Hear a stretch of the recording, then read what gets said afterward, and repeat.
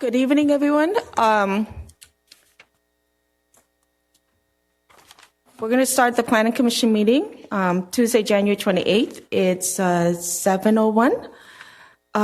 We're going to have a moment of silence followed by Pledge of Allegiance. Can you help us with that? Okay, thanks. Thank you.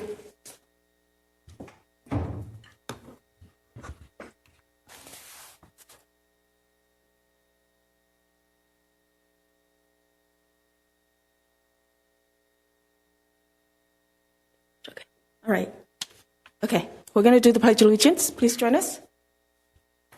I pledge allegiance to the flag of the United States of America and to the republic for which it stands, one nation, under God, indivisible, with liberty and justice for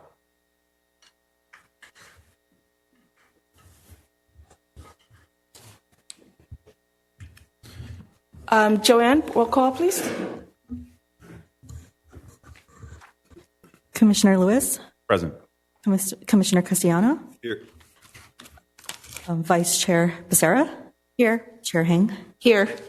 Let the record show all planning commissioners are present. We're moving on to approval of minutes. They look accurate. I'll make a motion to approve unless anyone objects.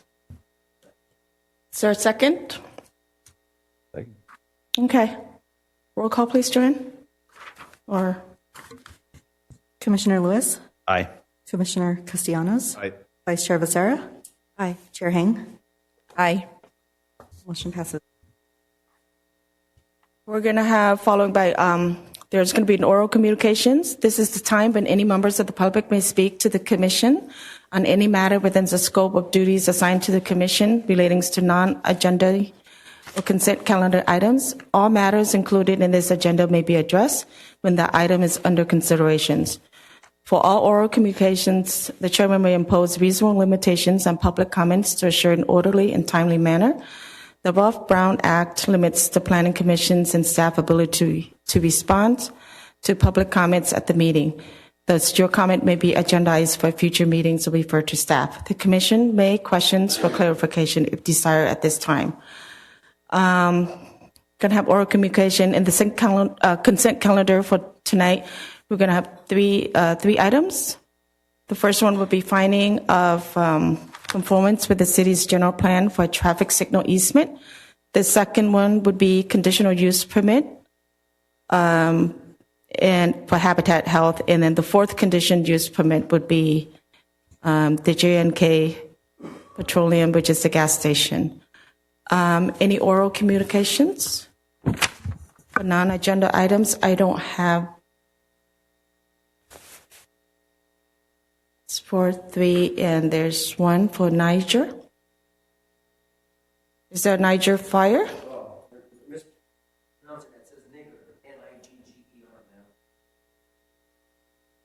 Please come up.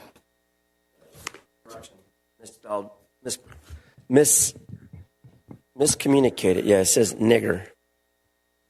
So, again, I'm kind of confused about this planning commission. Are we talking about items 3 and 4? Conditional use permits? Or is this non-agenda public comment? You kind of threw me off, Miss Heng.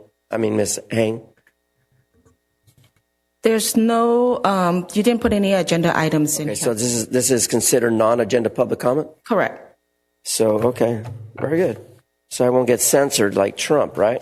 Aren't you glad Donald Trump fixed the problems with Los Angeles the other day? Donald Trump, matter of fact, set the record straight that not everyone in these committees, not everyone in commissions, not everyone who's a mayor qualifies to be a mayor, other than you got this stupid fucking certificate from the college you went to, and you don't know how to apply the job that you learned. Take it from me. I used to be a nurse. Who would ever think I was a nurse?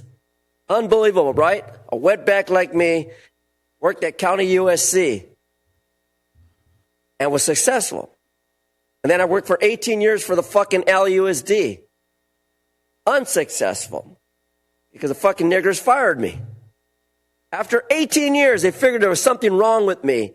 All simply because I said, fuck you. Los Angeles Unified. fix the schools that are damaged, get the children in school, and get the teachers that have credentials and not emergency credentials and make shit happen.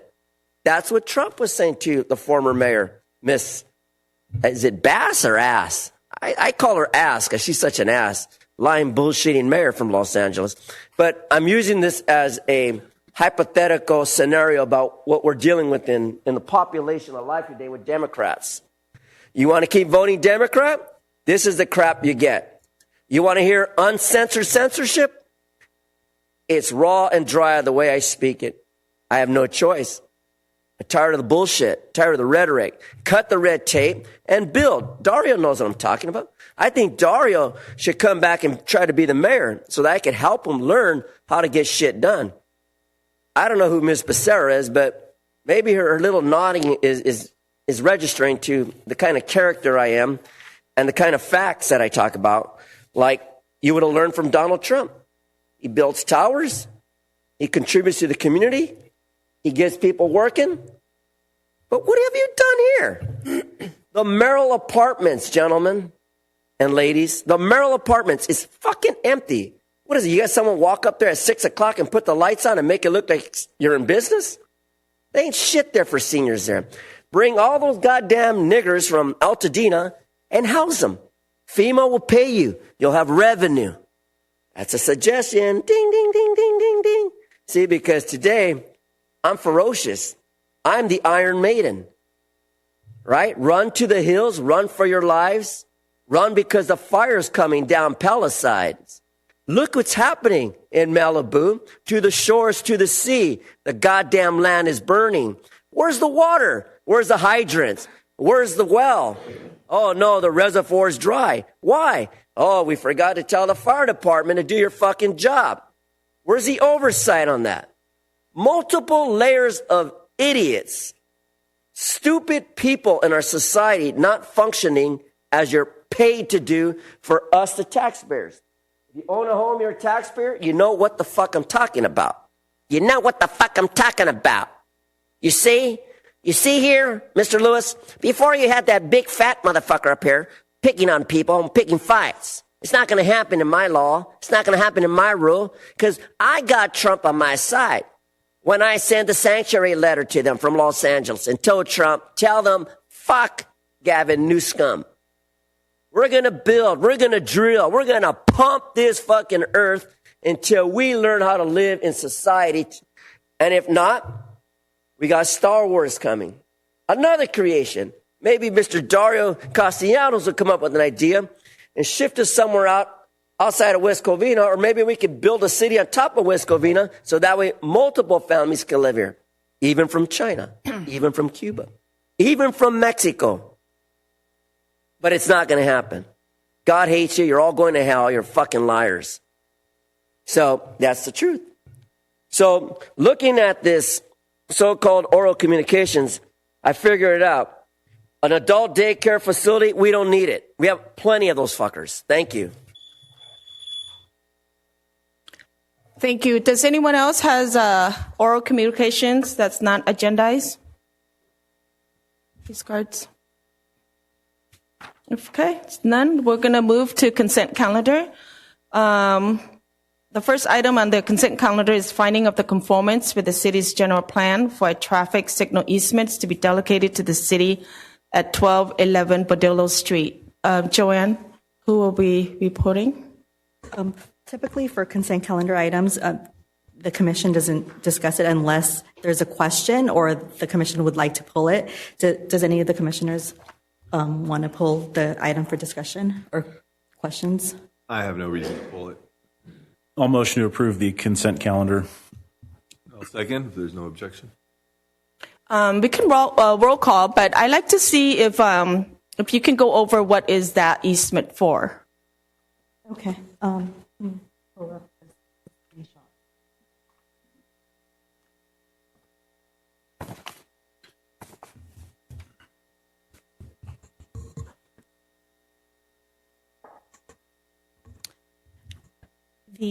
The site used to be Faith Community Church, and it was sold to Greenlaw Partners. And when an item was brought to the Planning Commission and then the City Council for a precise plan, a tentative parcel map, a general plan amendment, for the and also a zone change to change it to a parcel delivery station, and it was approved with a condition of approval to, and one of the condition of approval was to install a traffic signal in the location where the driveway along San Bernardino Road is located. So in order for the applicant to construct the traffic signal, they would have to dedicate a portion of their property to the city because there's not enough space for a sidewalk and to place the traffic signal on the city's public right-of-way. In that, the easement size is 1,464 square feet. The applicant's engineer that's working with the city in the preparation of this easement is here. If you have any specific questions for them, then they would be able to answer. Do we need to open this to public hearing? Or? No. No. Not like that. Okay. Just if you had questions for the engineer. Does anyone have any questions for the city engineer? Is that a public, you don't? Okay. All righty. That's the case. Any motion? There's We already. have a Okay. All right. Well, first and second. All right. Joanne, roll call, please. Commissioner Lewis, Aye. Commissioner Castellanos, Aye. Vice Chair Becerra. Aye.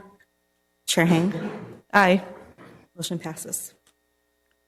Moving on to consent calendar item number 3, which is conditional use permit number. Now it's not consent calendar. Now it's public hearing. Oh, public hearings. That's right. The consent calendar, which is finished.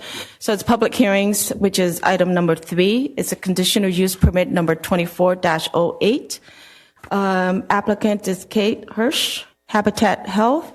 The location is 702 North Azusa Avenue. The applicant is requesting the approval of a conditional use permit to allow the operation of an adult daycare facility within a building located at the neighborhood commercial mixed-use zone. Joanne, who will be doing the reporting? Associate Planner Miriam Machado will be presenting to the Planning Commission. Thank you. Good evening, Commissioners. This is conditional use permit number 24-08 for the property located at 702 North Azusa Avenue. The conditional use permit being requested is to allow the operation of an adult daycare facility. The current lot size is 1.42 acres, and the building size will be 18,245 square feet.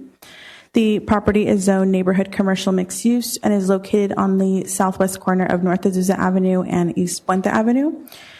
The surrounding uses include single-family residential, multifamily residential, and commercial uses. This is a photo of the existing site. It's currently a vacant retail building.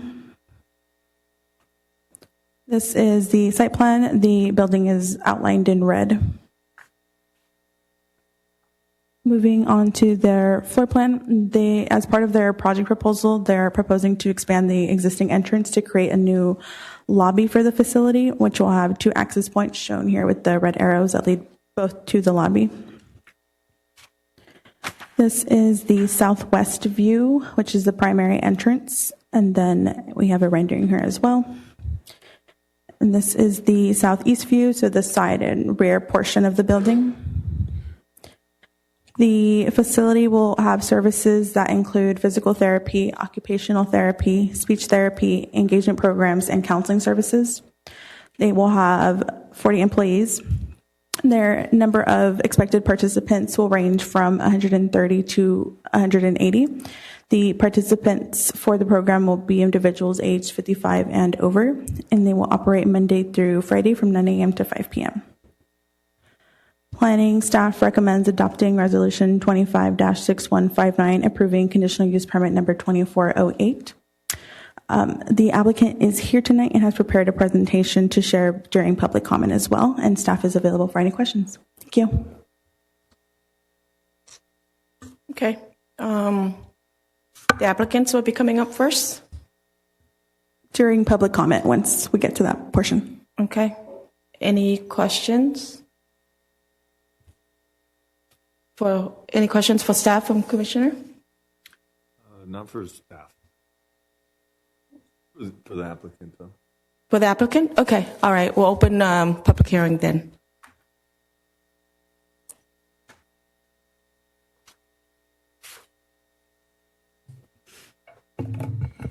Hi, my name's Kate Hirsch. I'm here from Turner Impact Capital on behalf of the applicant for the project here at 702 North Azusa Avenue here in West Covina. So thank you, Planning Commissioners, for hearing our proposal tonight, and thank you to Miriam for the countless hours that she worked on this project with us in order to get to where we are. So we're really excited to be here and with the opportunity to be able to provide a program of all-inclusive care for the elderly, or what we call a PACE program, here in the city of West Covina.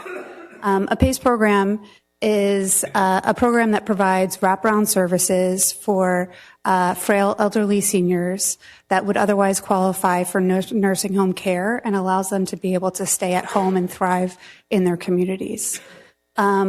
We have spent almost a few years looking for an opportunity to build a facility here in West Covina, and have been really thrilled with the opportunity here at 702 North Azusa. Just to orient you, it's at the corner of Azusa and East Puente, just west of the high school, and catty corner to the shopping center that has the Big Lots and the Denny's. It was formerly operated as a CVS, but it's been vacant for a couple of years now. And we're just really excited about the site. The location is great. The access is great. The site size is great for our program. The building size is great for our program. And then the flow in and out of the site is really, really conducive to what we're trying to operate. So we're excited about the opportunity to be able to serve the frail elderly seniors of the city of West Covina. And I just wanted to highlight a little bit about the timeline that we have. So I mentioned we've had a couple of years looking for a facility, and we spent the last couple of months preparing a package to come to the Planning Commission tonight.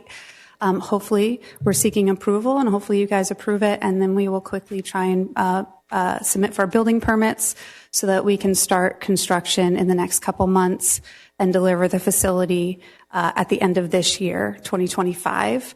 There are some nuances to when you can open a PACE center. So the target would be to deliver the facility at the end of this year, for them to actually staff up, get their state approvals, and open for business to be able to serve participants in the community in July 1st, 2026. I have a few people with me here tonight that I wanted to introduce, and a couple more that will come to talk more about the program and the project. With me, I've got Ramiro Viramontes, who is the President of Construction Services at Turner Impact Capital. We have Susan Wachewski from Habitat Health, who is the operator, and Susan brings many years of experience operating PACE centers around Southern California. We have Mayor Weiss, who is the talented architect from Bergmeyer and Associates, who has been able to help us really realize the vision that we have here and provide really great aesthetics for the proposed location. And we have Ryan Ferguson from Kaiser Permanente, who's a partner of Habitat Health, in helping us realize this project. So with that, I'm going to pass it to Susan, who can talk a little bit more about the PACE program, and then Mayor is going to talk a little bit more about the design of the project. So thank you.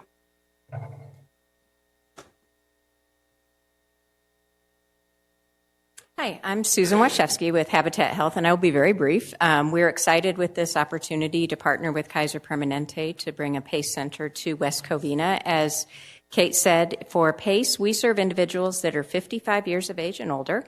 They've been determined to meet nursing home level of care, but our job and our purpose for existing is to help people stay in their homes. So we provide and coordinate all of the services that seniors need to be able to stay in their home, and it's a program that they can enroll in anytime throughout the year.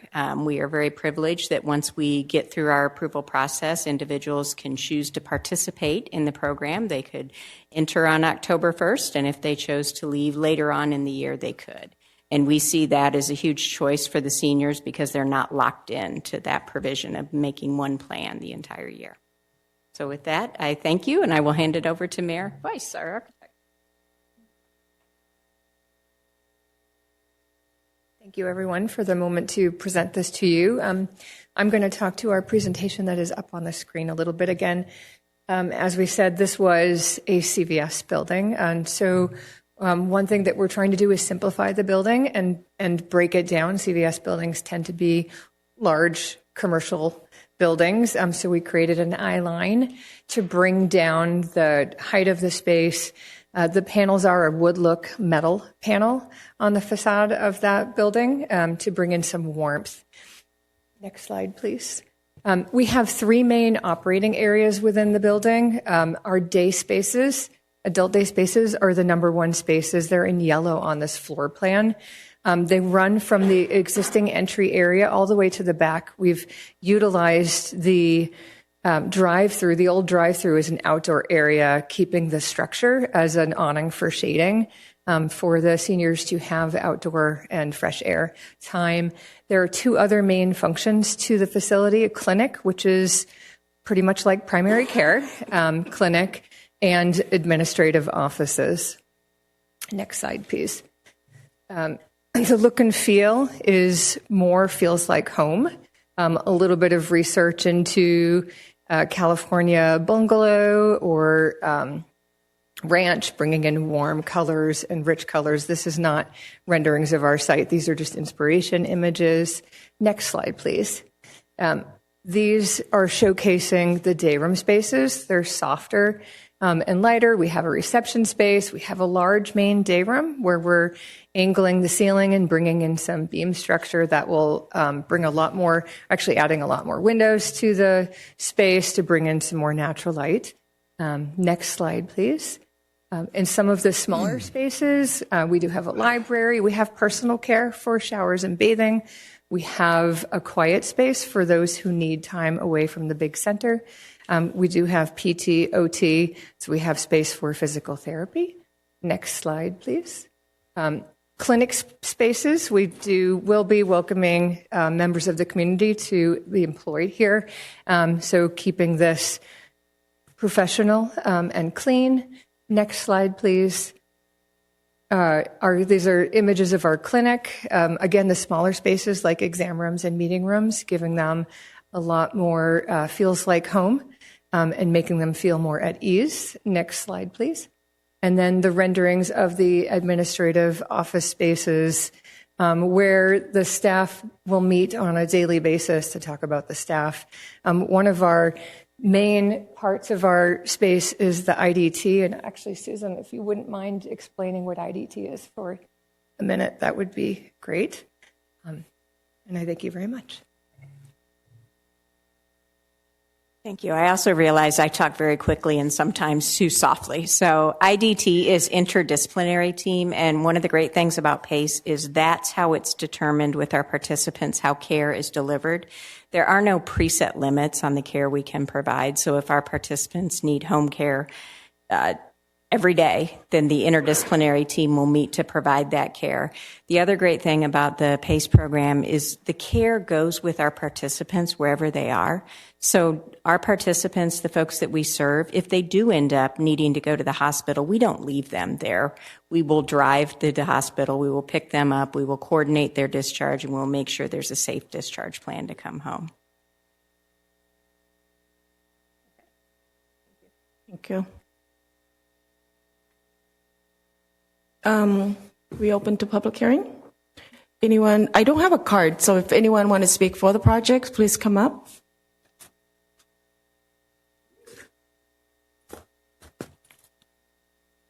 Oh yeah, we're looking at some acres here of property, but the problem is for another nursing home, especially one in West Covina, I think it's a great idea, except there's got to be some modifications added to this process because I believe that West Covina has discriminated against its residents for not having an ADA coordinator to advise them on a particular situation, a pattern and practice that they abuse, which is to provide for elderly. such as handrails, curb cuts, ramps, safe amenities, and signs. After all, remember when I fell here at City Hall, Mr. Dario? Remember this? I fell in the parking lot because you didn't put signs. Stay off the planet area. And a dickhead like you knows that I fell and broke my finger. Look at it. Does it look straight? Does it look straight? You're disrupting the meeting. And all it's the not talking disruption. you were doing was a disruption. Ms. Chair, he's been disrupting. And I'm going to the meeting. continue It's because kinda I got hard 4 minutes to go on. See We're looking at 130 to 180 patients, sir.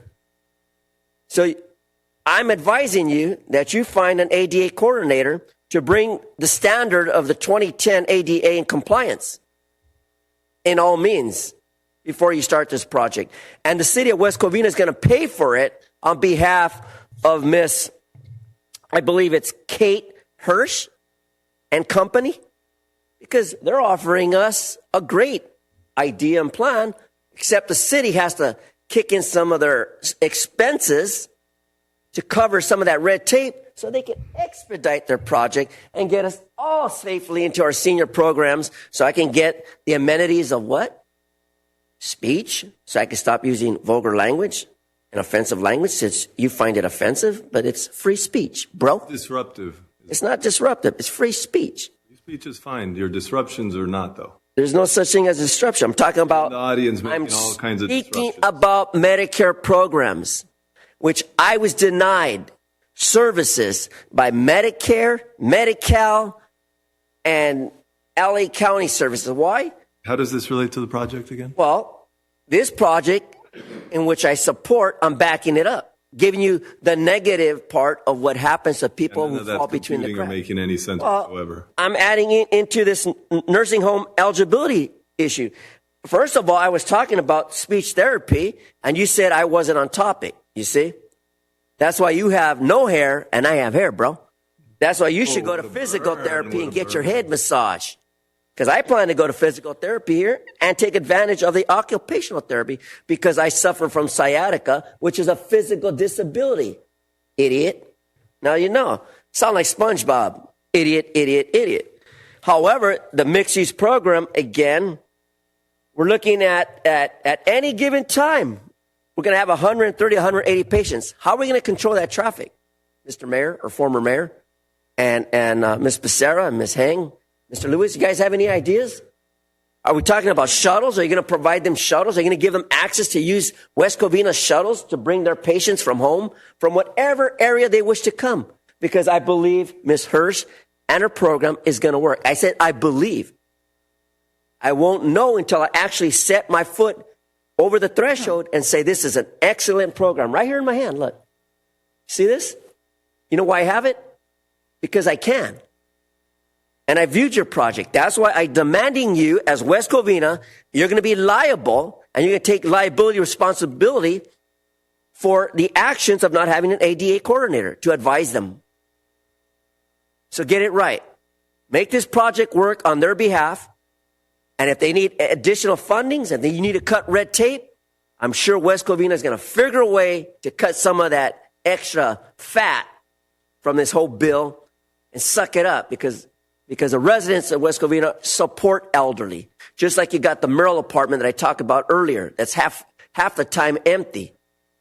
You could bring these seniors from there and maybe give them a voucher to live there so they're closer to the program. What a genius. Excellent, right? So now that you know what I'm talking about, stop using the term that I'm disruptive when asking me about staff recommendations, environmental determinations, general plan consistency. It's going to work. If they've been in the field as long as I was at County USC as a CNA for 6 years working with AIDS patients, it'll work. Because as long as people care about other people, it will work. Otherwise, this country's fucked. It's been fucked. Ever since the Democrats put their fucking fingers into our plans and fucked it all up. Thank you and have a good night.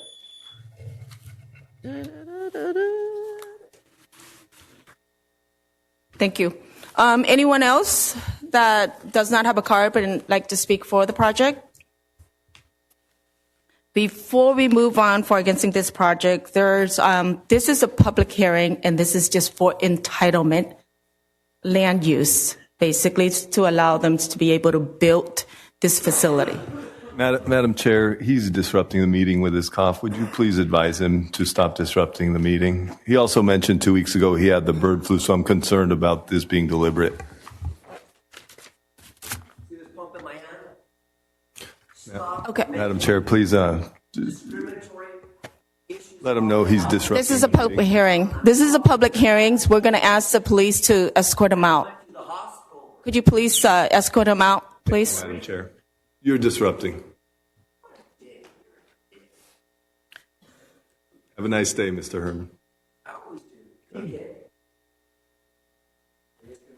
Again, this is a public hearing, and this here is entitlement. We're not discussing Medi-Cal, any other issues. We're just talking about entitlements for land use for this particular facility. Anyone else for? If not, we're moving to anyone's against this project. I don't have a card. Seeing none, Close public hearing. I'd like to close the public hearing then, and we'll have a planning commission discussions. Anyone have any questions for staff, I applicants? just have one question for the applicant, just a brief one, if someone would like to We come have up. to reopen public hearing. Oh, that's right. No, you know what? That's okay. It was not. Okay, all righty. Any questions for staff then? No.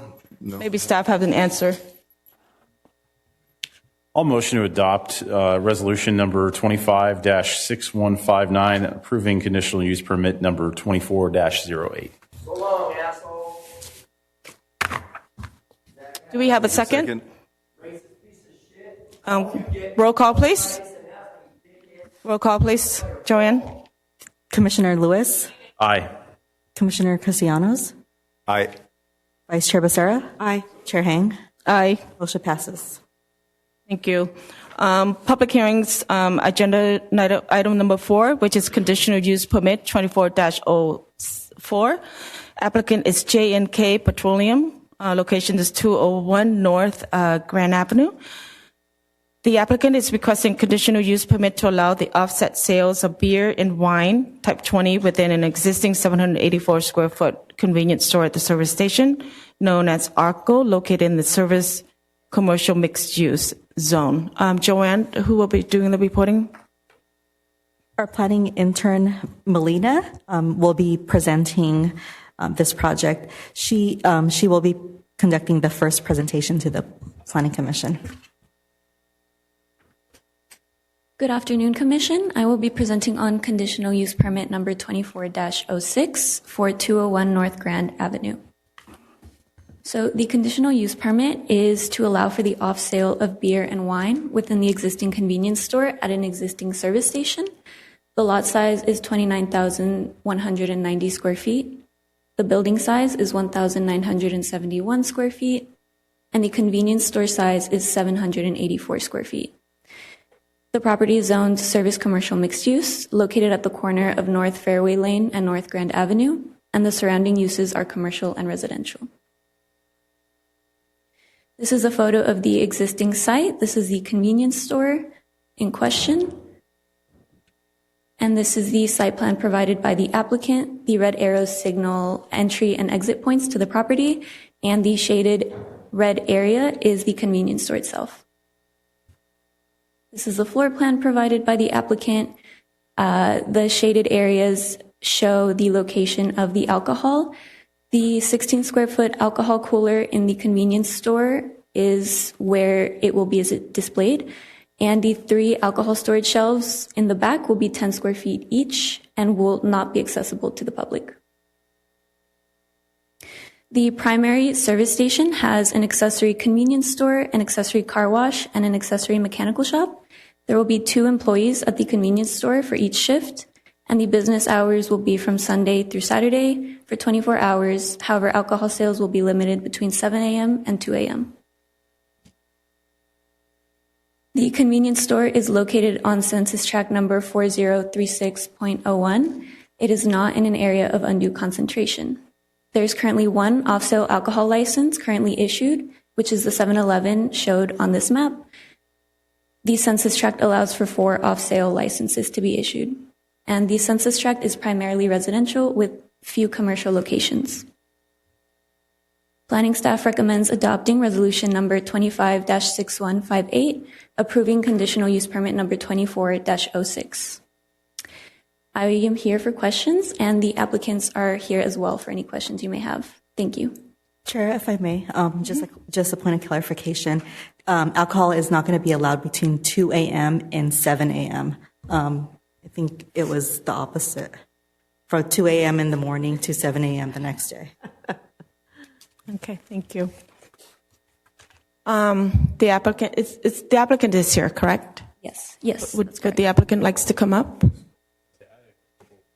Oh, okay, all I had a right. couple quick questions for staff. So I've noticed this. There's a requirement in the proposed CUP for the flock cameras. Do we have any data that supports their efficacy as part of these CUPs? I don't have that information provided in the staff report. We don't have any data, mainly because the ones that are for the convenience store itself, mainly because the ones that the existing convenience stores that we have that have installed the flock cameras, it's fairly new, so we don't have much information on them. Correct me if I'm wrong, but isn't there a flock camera that's already like immediately adjacent to that site? For another gasoline station, or for No. for the traffic? I think just on Grand Avenue, if memory serves me right. I believe so. I'd have to check. I mean, my question is it just duplicative? Or at what point is it duplicative? It may be covering the same area. However, it's included as a condition of approval because it's actually in the city's municipal code that the city council had adopted and had required when we took the ordinance to the city council. I know it's been sort of common practice to have these flock cameras as part of these CUPs. I just, it's been a while since we started. I'd like to see if there's some data that supports their continued inclusion. I think it's sort of giving the impression that it provides additional security, but I feel like, for the most part, when we do this kind of stuff, we're just encouraging people to disconnect their license plates when they go into these areas, and then you don't have any security camera footage that's of any value as a result because people are on notice. And so I don't know. I mean, I think it's kind of lost its efficacy in my opinion, but who am I to judge?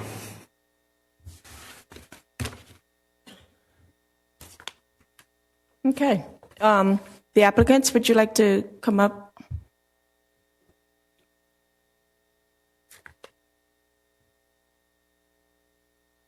Hello, commissioners. I'm Erica Diaz with the Woods Diaz Group from Diamond Bar.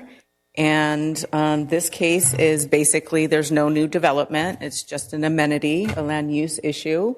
We are requesting a conditional use permit just to allow us to add that added amenity, beer and wine, for off-site sales.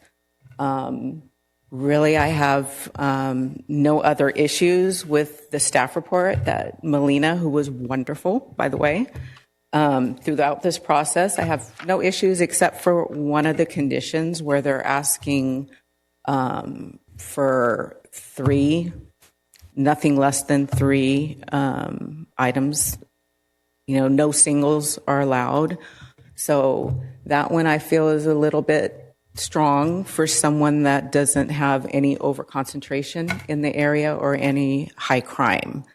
So we are not, we don't have any problems with coming back, say in a year, to review that condition to see whether or not it needs to be added or if it can stay removed. But other than that, everything that Melina did was wonderful. We have no issues with it. Again, it's just an added amenity, but we really would like that condition to be reviewed and possibly removed because there is no high crime. There is no overconcentration, and they are a very responsible operator. They have well over 26 stations throughout Southern California. Most of them have alcohol, and they don't get in trouble. They pay attention to the law and follow the rules, both city-wise or county-wise, and the law. Madam Chair, to respond to that, through the chair, for this question would be for our attorney. Is that even a condition we could change, or is that currently in the code that it must be a condition? Is it? I'm sorry, I didn't quite hear. About the three packs? Oh, 3 packs? Correct. Oh, that's actually in the city's municipal code. That's what I thought. So for that it can't be reason, this body cannot amend that or modify Okay. that requirement. Okay. I wasn't aware it was in the code, so. When the ordinance was created, that's when it was created at the same time. Okay. Yeah. That's interesting. Thank you. I don't have any other cards. Is another applicant likes to come up, or? I think really the applicant is here. Okay, come on up. This is Nathan Tobian.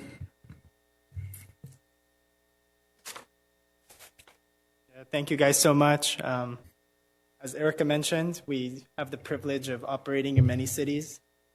Genuinely, I saw a sign when I came in here for the first time, and it said, West Covina, one of the most business-friendly cities in the county. We've been at this grand location for almost a decade now, and we agree. We really take pride in our corner. I mean, even now, if you kind of drive by, since it's still the holiday time, we kind of have white lights on the palm trees, kind of like a Beverly Hills vibe going on over there.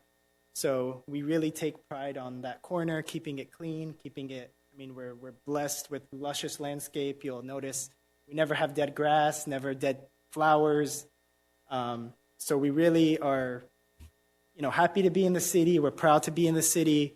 And especially Grand kind of travels from, I guess you can say, Glendora all the way down to kind of Walnut area. So we really try to give okay, you know what? Someone's driving through West Covina. Maybe they don't know it. If they can read the street signs, they'll know. But we really just try to be an icon of the city. But genuinely, we're very happy to be there.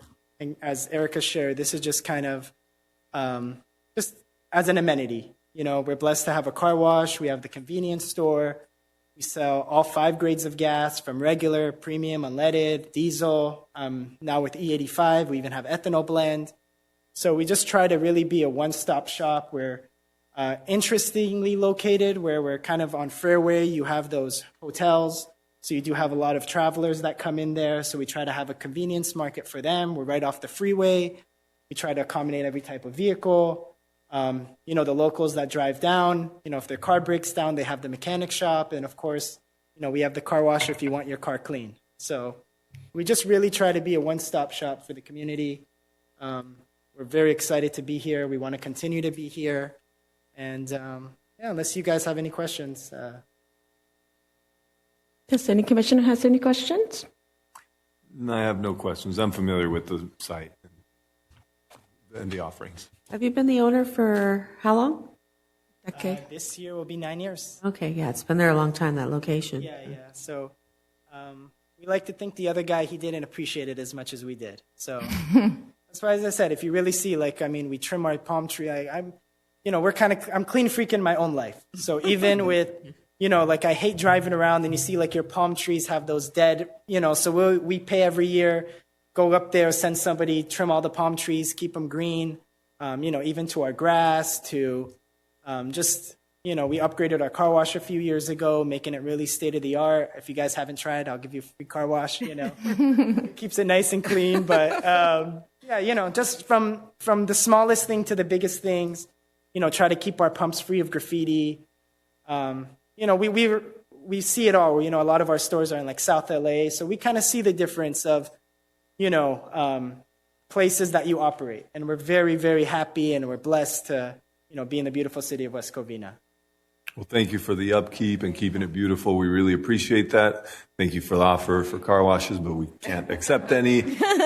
We will gladly check it out on our own, but thank you for the upkeep and caring so much about beautifying your business. Thank you. Yeah. Thank you so much. And I've been to that gas stations pretty often. Thank you. Me too. Thanks for being a great And we try to keep it competitive. business owner in West Covina. We appreciate you. Thank you. No, thank you guys. And as I said, we try to really keep it competitively priced, to help out the community too. No one likes overpaying for gas. So No, they don't. They're like that at all of them. So it's really nice to have a responsible parents and care about the business and the community. Okay, thank you. Thank you. Do you have any more questions? No, nothing further from me. My fellow commissioners. Commissioner, just for the information for the applicant, it would be ordinance number 2515, and it was adopted in 2023. So if you look up ordinance 2515. Thank you. Thank you. I don't have any applicant that anyone else that like to speak for or against this particular item. So if that's the case, then I'll just close public hearing and open discussions for the commissioner. Does anyone have any question for staff or? I just have sort of a discussion position on this. I know the city council passed the ordinance back in 2023 addressing this and making this a discretionary conditional use permit. One of the things that has happened since that point in time is we've seen a number of applicants come forward requesting the permit, and there really hasn't been any discretion that has been exercised in terms of whether or not this is a discretionary conditional use permit or not. It seems to have morphed into more of a by right kind of thing.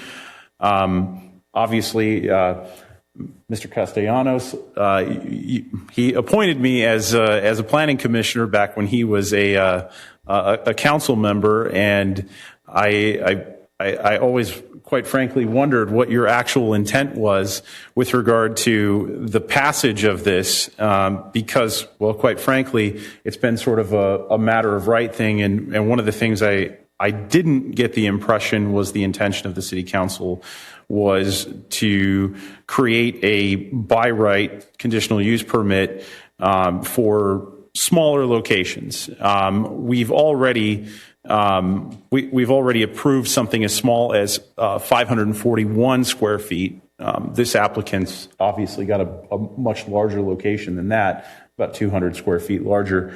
I think I got the impression that there was a desire to only have conditional use permits approved in scenarios where it was more of a convenience store size location and not something that was, sort of a smaller kiosk setup. But it's one of those things where I view this as, hey, we already approved somebody at 541 square feet. I don't think we can take it back unless we're going to have a summary review of everything that's been done in the past. My only larger concern on all of this is, perhaps the discussion should go toward, getting rid of the CUP process and just having this be an administrative use permit down the line moving forward. But that was my 2 cents. Well, this particular body, before 2023, when we passed it, the alcohol usage in gas station was never allowed. Never. So that's my since point. 2023, this body, planning commissioner, actually approved or recommended the codes that go to the city council, and they actually adopted the code in 2023. So pushing it back to city councils and questioning the city council, it's actually was done by this body here. We did do all the recommendation, including the CCTV and all that. Regarding conditional use permit, it is a conditional use permit. So each gas station must come over here and ask for a condition use permit. It's not allowed by right. Otherwise, the code in our general plan or land use would be written differently. So currently in the city of West Covina, our code currently is that all gas stations want alcohol use must come here to get a conditional use permit. So that's what it is. Most use in the city of West Covina for commercial use are conditional use permit. Whether at a certain time that the residents or the commission or city councils determine whether it is allowed or not allowed, that's why the conditional use permit was set accordingly in 2023, which is very recent. Prior to that, not one single gas station in West Covina, I believe, was allowed alcohol. So with that, anyone else has questions for staff or for our council? No, I think, well, I don't think taking it to administrative use permit would, I guess, serve the other requirements that are outlined here. I think this just takes us a step further to doing what seems to be the right thing, basically countywide. So I think from that standpoint, I view it more as like we're righting a wrong that was in the code for no apparent reason other than a personal bias from a former mayor. So from that standpoint, I'm comfortable with making a motion to approve. Do we have a second? We have a second. Second. We have another second. So I Joanne. didn't hear the first second, sorry. Okay. Joanne, could you please roll call? Commissioner Lewis, Aye. Commissioner Castellanos, Aye. Vice Chair Becerra, Aye. Chair Hang. Aye. Motion passes. Thank you. We're moving to non-hearing items. Joanne, do we have any commission reports, comments, and miscellaneous items? We don't have any non-hearing items. We can move on to Community Development we can move Director's on to report? Commission report, reports or comments, if any of the planning commissioners have anything to report or to comment on. I'm sorry, what was the question? Oh, Nothing yet. commission reports, comments, and miscellaneous items. Does any commissioner I do. have? Oh, okay. I had an issue, and I want to say it was maybe 6 or 8 weeks ago. And it just so happened that, how often does anybody call 911 for help, for assistance? And I happened to call during the heat wave for my son called for me. I was fainting, I was dehydrated. And 911 came and they, basically told me I was dehydrated and they wanted to take me. And I said, no, it's okay. If that's what it is, I'll go tomorrow myself. I was so tired and dehydrated. I didn't want to be there for 5 or 6 hours. So, anyway, so they gave me, an IV saline and actually I felt much better. I didn't have to go in. A week later, I had to call again. This time actually was for my son. My son was very, very ill. And, when I called the 911 dispatch, they did not want to send anyone to my home unless I could commit to letting them take him to the hospital. So they didn't want to come and check him out. I know that they're under contract. I've heard other residents complain about issues as well with them with dispatch not wanting to send out the fire department or help the residents who are, in distress at that point. Nobody wants to call 911. But I know that there's an issue there, and I want to know if there's anything we can do to look at the contract or to find out, I encourage residents to call, and, who would they call to speak with and make a complaint? Because I know there's many out there that have had a problem with the dispatch. Step in and assist. I think a good first step would be to let our police chief know, possibly our acting fire chief and our city manager. I think that would be good to let them know what you experienced. In 20 years, other than when I had an aunt who was 95, we have to call for her, but for me and my kids, we'd never had to call. It just so happened they happened to be a week apart, and just the fact that I said, well, what is your name? Because my son needs help. Why, you're not going to send someone unless we commit? And I said, what is your name? She goes, I don't have to give you my name.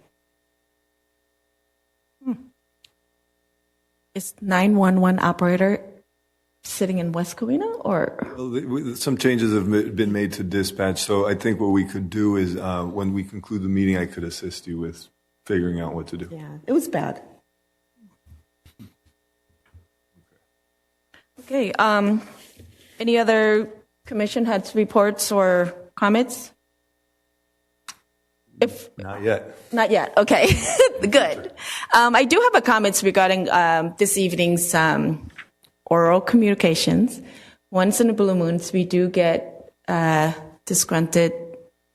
I'm not sure if it's residents or the audience here.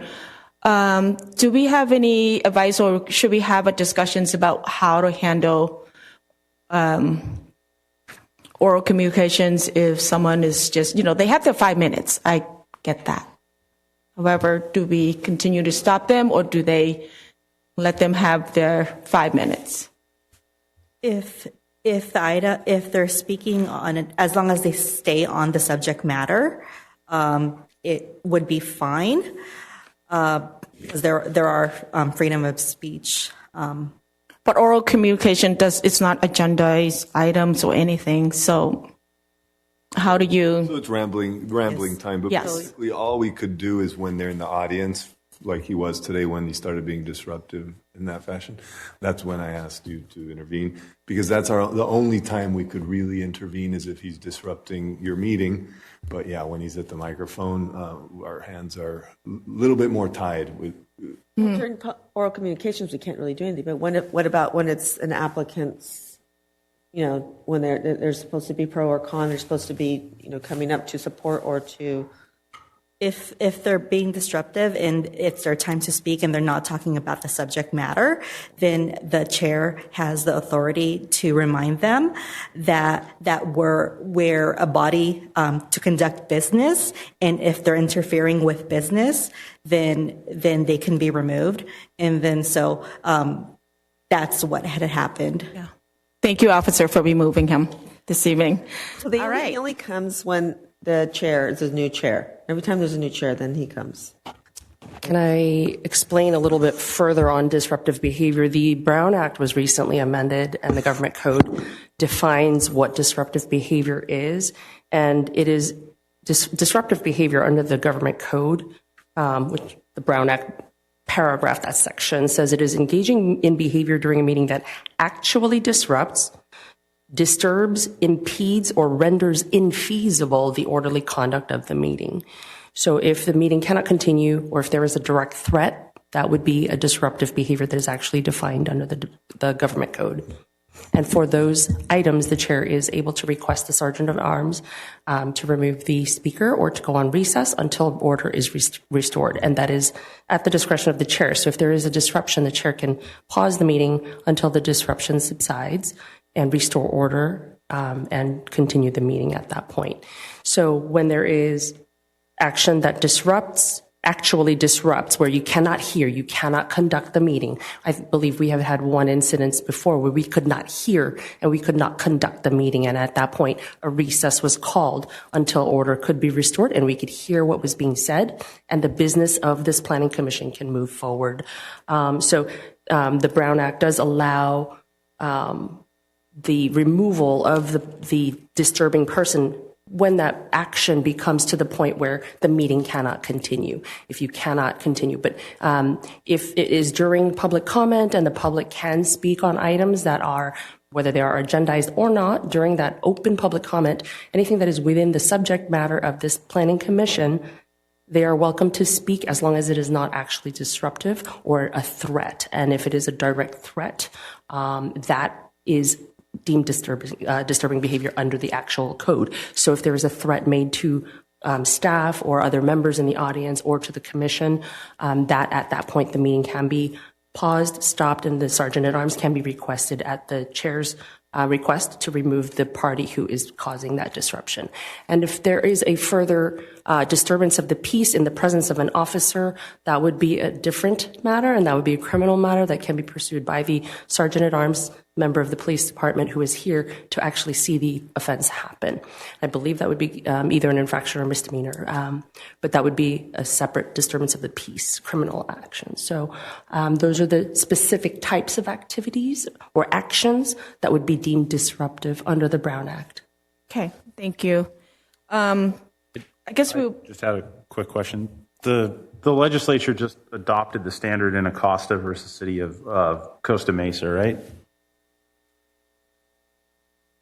I'm sorry? Case law? That's the case law that they adopted statutorily. Right. It's actually in Government Code Section 54957.9. It's actually codified now. Right, which it wasn't before. And I think the only thing that, and I kind of second what Chair Hang was saying is, I think there definitely needs to be some education on what constitutes a disruption, and the fact that disruption cannot be speech if it's somebody who's actually speaking to us, unless it is an incitement to imminent unlawful action or a direct threat. And I think those are really the only two exceptions that I was able to find in the law. Beyond that, I think it's very clear they get to speak, and that's right. Even though we're kind of in this nebulous system under the Ninth Circuit where we're a limited public forum, but other circuits are treating it differently. But anyway, long story short, I'll take that offline. Am I hearing a request for a training session? Oh, I would love that. It's been a while since the city attorney has had a training session regarding the Brown Act with the Planning Commission. I think it's been a couple of years, so I think it's a good idea. we might be due for one. We can schedule one in the future. Sure. I'm happy to do it. Okay. Alrighty. Okay, given that, Community Development Director's report. Joanne, do you have any city council action? The only thing that I have is on March 5th to 7th. It's the Planning Commission's Academy at Santa Rosa.